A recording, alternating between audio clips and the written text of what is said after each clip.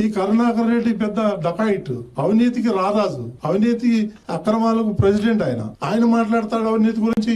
ఎక్కడో 30-40 కిలోమీటర్ల దూరంలో అవుట్స్కర్ట్స్ లో ఆయన వెంచర్లు వేస్తే ఆ వెంచర్లకి టీటీడీ సంబంధించి సిమెంట్ రోడ్లు వేస్తాడు. అట్లాంటి వాడు మా గురించి మాట్లాడేది. పెద్ద గజ దొంగ.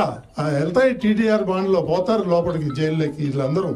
లాస్ట్ టైం వాళ్ళ పీరియడ్ అయిపోగానే 1600 నుంచి 2000 కోట్లకి టెండర్లు పిలిచి 10% 15% తీసేసుకొని అవార్డు చేసి వెళ్ళిపోయాడు. మళ్ళీ మేము వచ్చి చేసే లోపల అవి 70% 80% ఆ దొంగలు కూడా కాంట్రాక్ట్ ఏముందో ధనధన కట్టేశారు. ఈ విధంగా ఎన్ని అక్రమాలు చేశాడంటే కరుణాకర్ రెడ్డి. నేను వేరే వాళ్ళని ఎవరిని విమర్శించట్లా. ఎంతో కొంత మిగిలిన అధ్యక్షులందరూ కూడా ఎంతో కొంత అందరూ దేవుడికి సేవ చేసిన వాళ్ళే. వాళ్ళు నేనేమంటలే. ఈ ఏదైతే గజదం ఉన్నాడో కరుణాకర్ రెడ్డి అనే రాష్ట్రీయులు ఎవడైతే ఉన్నాడో వాడు తిరుమలని భ్రష్టు పట్టిస్తున్నాడు. ప్రతిదీ పొద్దున్న లేస్తే సాయంత్రం దాకా వాడు అని కొడుకు ఇద్దరు దందాలు తప్ప వేరేదేం లేదు అక్కడ. వాడు పెద్ద బీరాలు రమ్మంటే ఛాలెంజ్ చేస్తారా?